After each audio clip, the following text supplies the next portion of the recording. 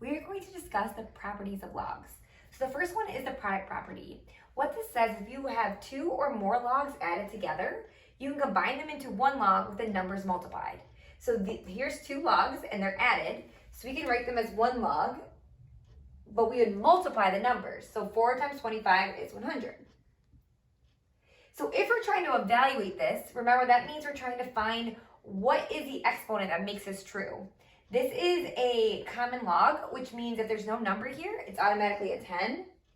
So again, we're trying to solve for some exponent over here to see 10 to what power equals 100. So if I rewrite this, it would be 10 to some power equals 100. And so our answer would equal 2 because 10 squared equals 100. Now we have the quotient property. What that says is if you have two or more logs being subtracted, you can combine them into one log with the numbers being divided. So here I have two logs. You always keep the base, and the bases have to be the same in order to use these properties. So now it's one log, and then I'm going to divide these numbers. So if I take 1,107 and I divide it by 41, I get 27 because I divided these two things. So now if I rewrite this, again, I'm trying to solve for this exponent. So the question is 3 to what power equals 27? So that answer would be 3, because 3 to the third equals 27. Finally, we have the power property, which says if you have a number in front of a log, that can become the exponent and vice versa.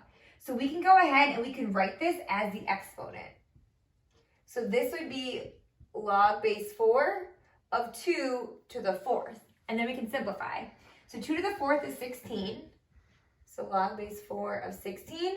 Again, if we're evaluating, we're trying to see what this would equal. So if I rewrite this, this would be 4 to some power equals 16, and that would equal 2, because 4 squared equals 16. So using these properties, we can combine multiple logs into one, or we can expand one log into multiple using multiple of these properties.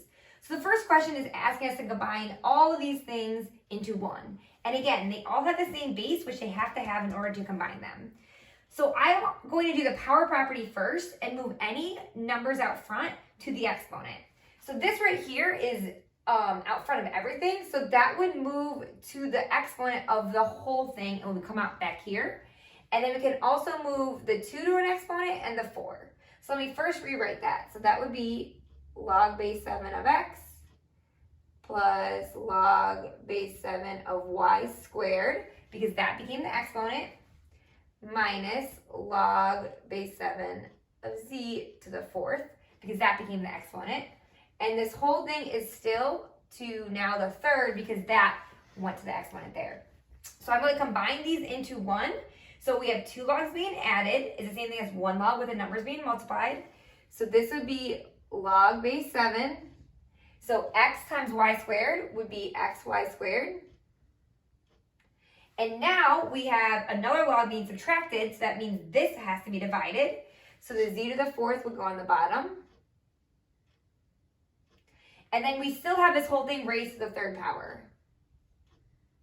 So the last thing to do is just to simplify. So log base 7. So x, we raise everything to the 3rd power. So this would be x to the 3rd. Y squared to the 3rd power, you multiply, so that would be y to the 6th. All over z to the 12th, because 4 times 3 is 12. And then this would be my answer. So all of these things can be combined into one log. And then finally, this is just the opposite. We're expanding. So first I'm going to see I have logs added or multiplied and divided. So I can expand them by adding. So here, so this would be log of the first thing is x squared plus the second thing that's being multiplied, so that when we expand it and be added, is y to the 5th.